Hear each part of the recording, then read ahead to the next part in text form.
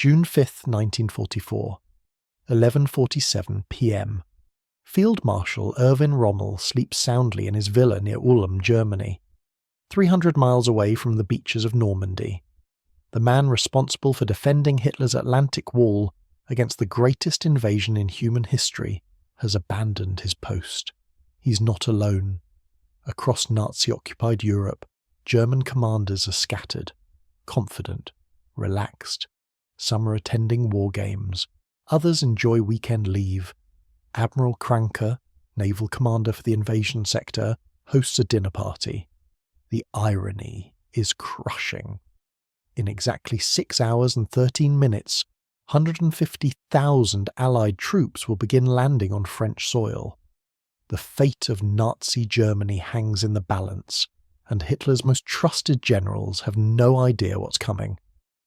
This is the story of one night. One catastrophic failure of military intelligence. One moment when the Third Reich's delusions finally met reality. The night that changed everything. Section 1. The calm before annihilation. Weather reports dominate German thinking this evening. Not invasion fears, not Allied preparations, weather. Colonel Professor Walter Stober, chief meteorologist for Army Group B, reviews his latest forecasts. Wind speeds 25-35 knots, wave heights 4-6 feet. Cloud cover dense, rain probability 95%. Impossible conditions for amphibious operations, he concludes. His assessment reaches every major German command post along the Atlantic Wall. From Field Marshal Gerd von Rundstedt's headquarters in Paris to General Friedrich Dollmann's 7th Army bunkers in Normandy. The message is unanimous. No invasion possible for at least 72 hours. This weather analysis isn't just meteorology, it's military doctrine. German planners have studied Allied invasion requirements for 3 years. They know the Allies need calm seas for landing craft, clear skies for air support, minimal wind for paratrooper drops. Tonight offers none of these. At Rundstedt's palatial headquarters in the Hotel Majestic, staff officers review defensive preparations with quiet satisfaction. The Atlantic Wall stretches 1,170 miles along Europe's coast, 15,000 concrete bunkers, 6.5 million mines, 500,000 beach obstacles. Let them come, Rundstedt often says. They'll be thrown back into the sea. But Rundstedt himself isn't even present tonight. He's 400 miles away at his estate in Bavaria, consulting with Hitler about defensive strategy. The man commanding Western Europe's defences has left his command post at the worst possible moment. The German confidence runs deeper than weather reports. Intelligence estimates suggest the Allies need 6 more weeks to complete invasion preparations. Luftwaffe reconnaissance flights over England report massive ship concentrations in ports from Dover to Plymouth. 2 massive German analysts believe to be ready for immediate deployment. The enemy requires additional time for final coordination, reads the latest intelligence summary from Admiral Canaris's Abwehr. Earliest invasion date, mid-July, 1944. They're off by 30 days. Section 2. Fatal Assumptions. At Hitler's mountain retreat in Berchtesgaden, the Führer himself reinforces German misconceptions. During today's strategy conference, he declares the weather unsuitable for Allied operations through mid-June. They are cowards, Hitler tells his assembled generals. They wait for perfect conditions that may never come. This isn't mere posturing. German strategic thinking rests on fundamental assumptions about Allied capabilities and intentions, assumptions that are about to prove disastrously wrong. First, the Allies cannot launch major operations in rough weather. German doctrine emphasizes overwhelming force concentration under ideal conditions. They cannot imagine their enemies accepting massive casualties for tactical surprise. Second, any invasion must target the shortest crossing point. The Pas-de-Calais region, just 20 miles from England, contains Germany's strongest defences precisely because it seems the obvious choice. Normandy's longer approach and challenging beaches appear prohibitive to German planners. Third, the Allies will telegraph their intentions through obvious preliminary actions. German intelligence expects weeks of intensive bombing campaigns, massive troop movements, and clear indicators of invasion timing. They're receiving none of these signals because the Allies have learned to hide in plain sight. Operation Fortitude, the greatest deception campaign in military history, has convinced German intelligence that the main Allied force remains in southeastern England. Phantom armies led by General George Patton appear to threaten Calais. Dummy tanks and fake radio traffic suggest invasion preparations targeting the wrong beaches entirely. German commanders believe they're monitoring reality. They're watching theatre. But the most dangerous assumption involves German response capabilities. High Command believes they can repel any invasion within 48 hours if they respond quickly. Mobile reserves positioned inland will counterattack landing forces before they establish secure beachheads. This confidence explains tonight's relaxed atmosphere. Even if the Allies attempted invasion in poor weather, German forces feel prepared to crush the assault. They've never faced anything like what's coming. Section 3. The machine breaks down. 11:52 p.m. Luftwaffe airfields across northern France sit nearly empty. Only 319 operational aircraft remain in the entire theatre. The once mighty German Air Force has been systematically destroyed by Allied bombing campaigns and fuel shortages. Tonight, fewer than 50 pilots are available for immediate combat operations. German naval forces fare even worse. Admiral Kranke's dinner guests include most of his senior staff because there's almost nothing left to command. The mighty U-boat fleet has withdrawn to distant hunting grounds. Surface vessels number fewer than 40 ships capable of meaningful resistance. Yet German ground commanders remain confident because they don't fully grasp these limitations. Army Group B intelligence reports suggest naval and air support will arrive within hours of any invasion attempt. These reports reflect organizational hopes, not operational reality. The command structure itself has become fatally fragmented. 3 separate authorities control different aspects of coastal defense. The Navy manages below high tide line, the Army controls the beaches and immediate inland areas, and the Air Force maintains independent command over airborne assets. Coordination between these services requires approval from distant headquarters.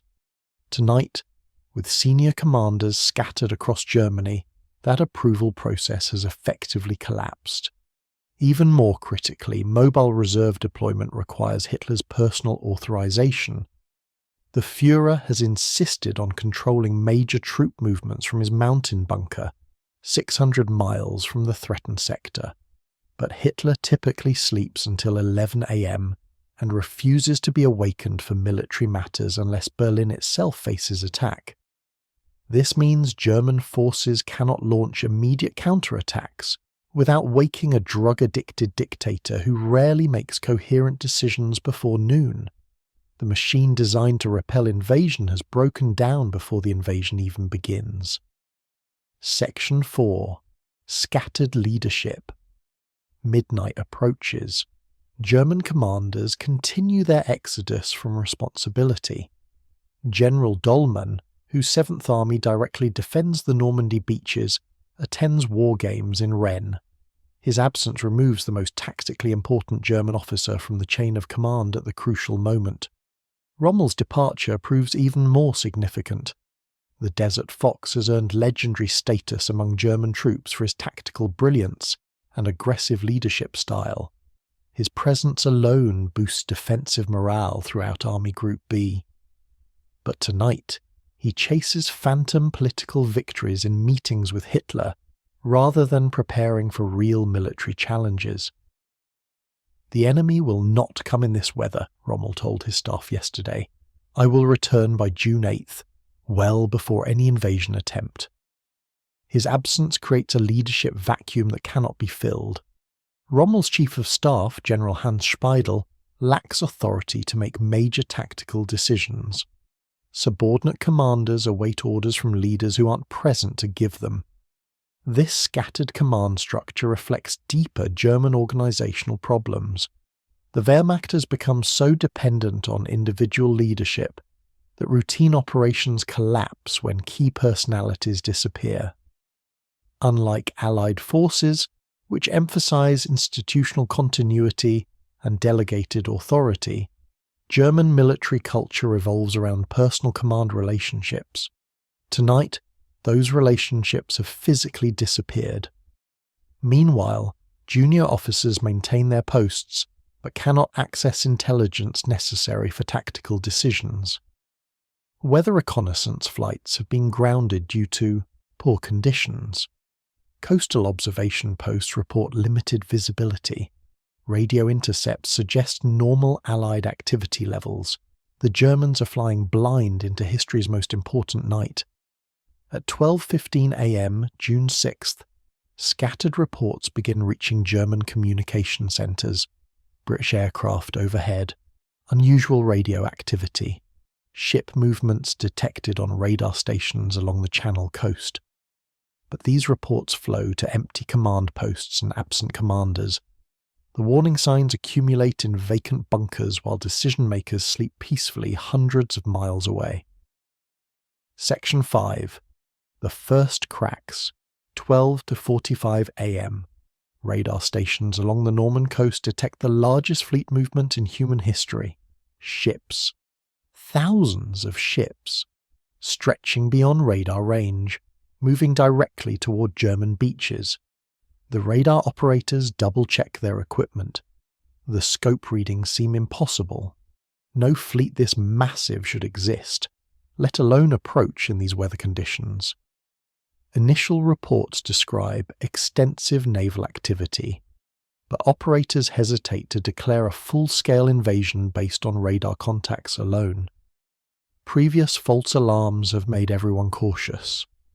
Throughout spring 1944, German coastal defenders have reported hundreds of suspicious incidents. Allied deception operations have created a constant stream of feints, diversions, and phantom threats.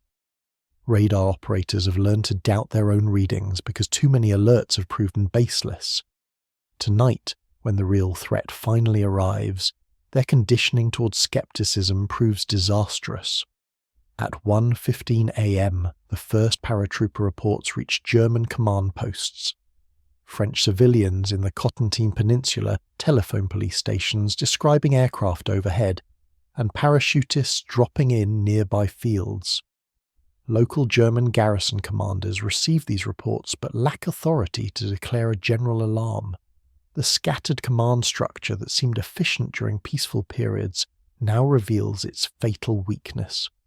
No single officer below Rommel's level can authorize full defensive mobilization.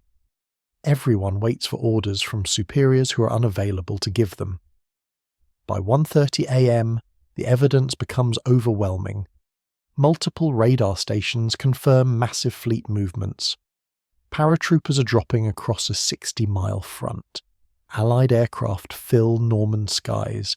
The invasion has clearly begun. But German response remains fragmented and hesitant.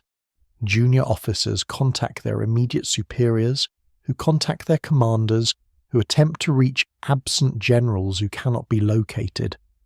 The warning process, designed to provide rapid alert instead, creates catastrophic delays. At Rundstedt's empty headquarters, duty officers debate whether circumstances justify waking the field marshal's deputy. At Hitler's mountain retreat, staff members refuse to disturb the Führer's sleep for what might prove another false alarm. The defensive system that took 3 years to construct begins collapsing within 3 hours of the first contact. Section 6. Reality crashes down. 2:30 a.m. The truth can no longer be ignored or delayed. Allied naval bombardment begins hammering German coastal positions. Shells the size of automobiles tear through concrete bunkers that were supposed to be impregnable. The Atlantic Wall, Hitler's pride and Germany's supposed guarantee of security proves tragically inadequate against Allied firepower. German defenders experience their first taste of industrial-scale modern warfare. Allied bombardment employs over 1,000 naval guns firing simultaneously. The barrage creates earthquakes that shatter windows 20 miles inland. Defenders who survive the initial assault emerge from bunkers bleeding from ruptured eardrums and traumatized by explosive violence beyond their imagination. This is not the invasion German commanders expected. Their planning assumed Allied caution, limited preliminary bombardment, and gradual escalation that would provide time for German counter-preparation. Instead, they face immediate maximum violence designed to overwhelm resistance before it can organize. Phone calls finally reach sleeping German commanders. Rommel receives the news at 6:15 a.m., 6 hours after the invasion began. He immediately departs for Normandy but won't reach his headquarters until evening, far too late to influence the critical first day's fighting. Rundstedt learns of the landings at 4:30 a.m. but still hesitates to commit mobile reserves without Hitler's authorization. He spends precious hours attempting to contact the Führer, who remains unavailable until nearly noon. By then, Allied forces have established beachheads across 5 landing zones. The window for effective German counterattack has closed permanently. The scattered German command structure proves incapable of coordinated response. Individual units fight bravely, but without central direction or mutual support. Mobile reserves remain immobilized by bureaucratic confusion. Air support never materializes because functioning aircraft lack fuel and coordination. Everything the Germans believed about their defensive capabilities proves false when tested against reality. Conclusion. The morning after dawn breaks on June 6, 1944. German commanders finally grasp the magnitude of their failure. The invasion they declared impossible has succeeded beyond Allied expectations. Their weather assessments, intelligence estimates, and strategic assumptions have proven catastrophically wrong. The command structure they trusted has collapsed when tested by crisis. Rommel's absence symbolizes broader German disconnection from military reality. While he pursued political favor with Hitler, Allied planners executed the most complex operation in military history, with precision timing that German experts had deemed impossible. The night of June 5th the 6th reveals the fundamental weakness of Nazi Germany's military machine. It had become too dependent on individual personalities and too isolated from accurate information to respond effectively to unprecedented challenges. By evening of June 6th, 150,000 Allied troops have landed successfully. The impregnable Atlantic Wall lies in ruins. German mobile reserves remain scattered and confused. The Third Reich has lost its last opportunity to prevent Allied return to Europe.